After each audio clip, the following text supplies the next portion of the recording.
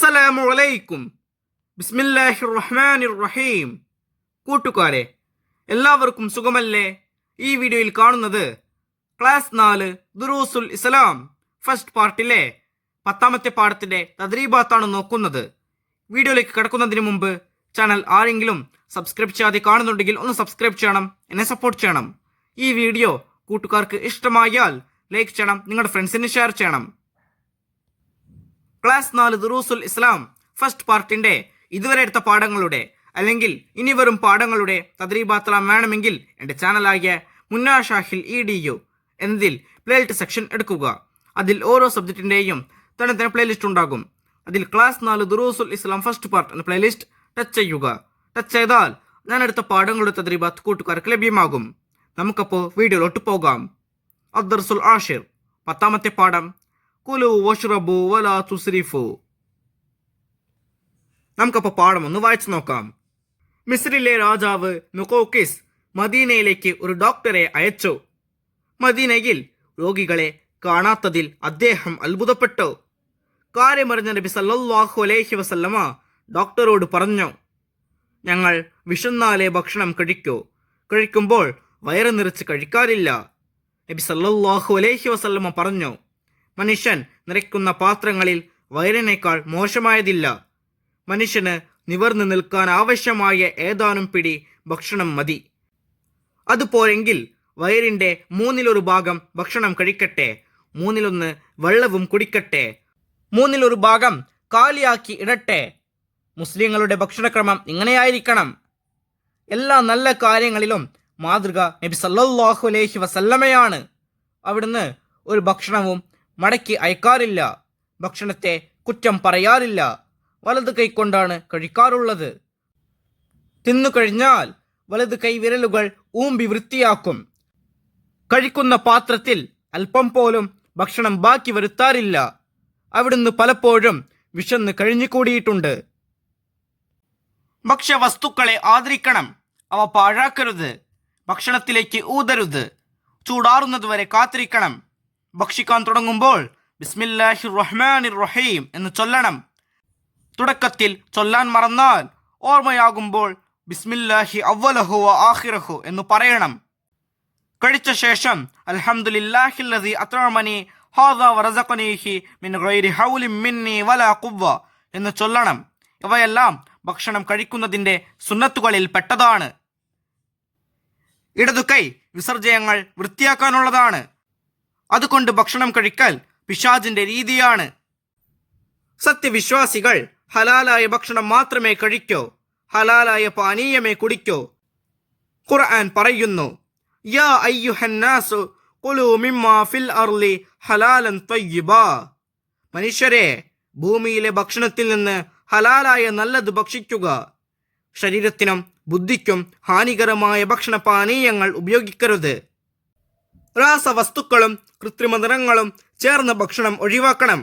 മാംസാഹാരങ്ങളും മറ്റും ഹലാലാണെന്നും ഹാനികരമല്ലെന്നും ഉറപ്പുവരുത്തണം. അമിതാഹാരം ആരോഗ്യത്തിന് ഹാനികരമാണ്.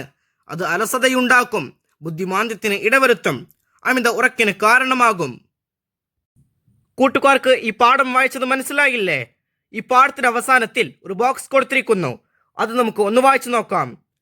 കുല്ലു ലഹ്മിൻ നബത മിനൽ ഹറാമി ഫന്നാറു ഔലാ ബിഹി. ഹറാം കഴിച്ച് വളർന്ന ശരീരം നരകത്തിന് അർഹതപ്പെട്ടതാണ്. നമുക്കിനി ഈ പാഠത്തിന്റെ തദ്രീബാത്ത് നോക്കാം. തദ്രീബാത്തിൽ 1ാമത്തെ പ്രവർത്തനം നഖ്റഉ വനഫ്ഹം. ഇവിടെ കൊടുത്തിരിക്കുന്നത് വായിച്ച് മനസ്സിലാക്കാം.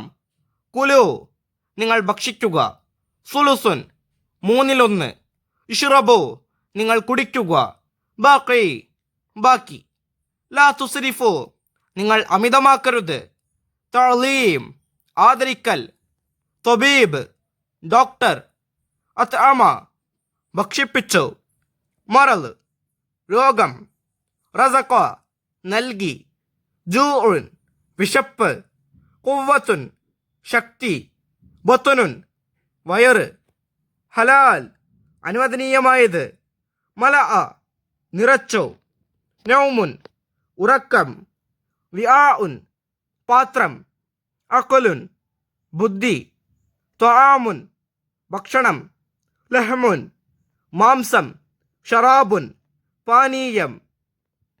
തദ്രീബാത്തിൽ രണ്ടാമത്തെ പ്രവർത്തനം നുജീബ്. ഒന്നാമത്തെ ചോദ്യം, ഉപയോഗിക്കാൻ പാടില്ലാത്ത ഭക്ഷണ പാനീയങ്ങൾ ഏത്? ഉത്തരം, ശരീരത്തിനും ബുദ്ധിക്കും ഹാനികരമായ ഭക്ഷണ പാനീയങ്ങൾ ഉപയോഗിക്കാൻ പാടില്ല. രണ്ടാമത്തെ ചോദ്യം, അമിതാഹാരത്തിന്റെ ദോഷങ്ങൾ എന്തെല്ലാം? ഉത്തരം, അമിതാഹാരം ആരോഗ്യത്തിന് ഹാനികരമാണ്. അത് അലസതയുണ്ടാക്കും, ബുദ്ധിമാന്ദ്യത്തിന് ഇടവരുത്തും, അമിത ഉറക്കിന് കാരണമാകും. മൂന്നാമത്തെ ചോദ്യം, ഹറാമായ ഭക്ഷണം ഒരിക്കലും കഴിക്കരുത്. എന്തുകൊണ്ട്? ഉത്തരം, ഹറാം കഴിച്ച് വളർന്ന ശരീരം നരകത്തിന് അർഹതപ്പെട്ടതാണ്. അതുകൊണ്ട് ഒരിക്കലും ഹറാമായ ഭക്ഷണം കഴിക്കരുത്. നാലാമത്തെ ചോദ്യം, ഭക്ഷണം കഴിച്ചാൽ എന്ത് ചൊല്ലണം? ഉത്തരം, അൽഹംദുലില്ലാഹില്ലദി അത്അമനി ഹാദാ വറസഖനീഹി മിൻ ഗൈരി ഹൗലിൻ മിന്നി വലാ ഖുവ്വ. അഞ്ചാമത്തെ ചോദ്യം, ഹലാലും നല്ലതുമായ ഭക്ഷണമേ കഴിക്കാവൂ. അതിനെക്കുറിച്ച് ഖുർആൻ എന്തു പറഞ്ഞു? ഉത്തരം, യാ അയ്യുഹന്നാസു കുലു മിമ്മാ ഫിൽ അർളി ഹലാലൻ ത്വയ്യിബാ. ആറാമത്തെ ചോദ്യം, ഭക്ഷണം കഴിക്കാൻ തുടങ്ങുമ്പോൾ ബിസ്മി മറന്നുപോയ ആൾ ഇടയ്ക്ക് ഓർമ്മ വന്നാൽ എന്തു ചൊല്ലണം? ഉത്തരം, ബിസ്മില്ലാഹി അവ്വലഹു വ ആഖിറഹു. തദ്രീബാത്തിൽ മൂന്നാമത്തെ പ്രവർത്തനം നുബയ്യിനു സിയാഖ്. സന്ദർഭം വ്യക്തമാക്കുക. കഴിക്കുമ്പോൾ വയറ് നിറച്ച് കഴിക്കാറില്ല. ഇത് ആരോട് എപ്പോൾ പറഞ്ഞു? ആ സന്ദർഭം വ്യക്തമാക്കണം. അപ്പം നോക്കൂ, മിസ്രിലെ രാജാവ് മുഖൌഖിസ് മദീനയിലേക്ക് ഒരു ഡോക്ടറെ അയച്ചു. മദീനയിൽ രോഗികളെ കാണാത്തതിൽ അദ്ദേഹം അത്ഭുതപ്പെട്ടു. കാര്യമറിഞ്ഞ് നബി സല്ലല്ലാഹു അലൈഹി വസല്ലമ ഡോക്ടറോട് പറഞ്ഞു, ഞങ്ങൾ വിശന്നാലേ ഭക്ഷണം കഴിക്കൂ. കഴിക്കുമ്പോൾ വയറ് നിറച്ച് കഴിക്കാറില്ല. അടുത്ത പേജ് നോക്കൂ. തദ്രീബാത്തിൽ നാലാമത്തെ പ്രവർത്തനം തഖ്സീസ്. നിങ്ങളുടെ വീടുകളിൽ വാങ്ങുന്ന ഭക്ഷ്യവസ്തുക്കൾ എന്തെല്ലാം? അവ ഹലാലോ ഹറാമോ എന്നറിയാൻ നിങ്ങൾ എന്ത് ചെയ്യും? പാൽ, പച്ചക്കറി, പഴവർഗ്ഗങ്ങൾ, ധാന്യങ്ങൾ, അരി, പരിപ്പ് വർഗ്ഗങ്ങൾ തുടങ്ങിയ സാധനങ്ങൾ നാം വാങ്ങാറുണ്ട്. അതുപോലെ മീൻ, മാംസം, മുട്ട തുടങ്ങിയവയും നാം വാങ്ങാറുണ്ട്. ഹലാലായ സമ്പാദ്യം ഉപയോഗിച്ചാണ് ഇവ വാങ്ങിയതെങ്കിൽ ഇവ നമുക്ക് ഹലാലാണ്.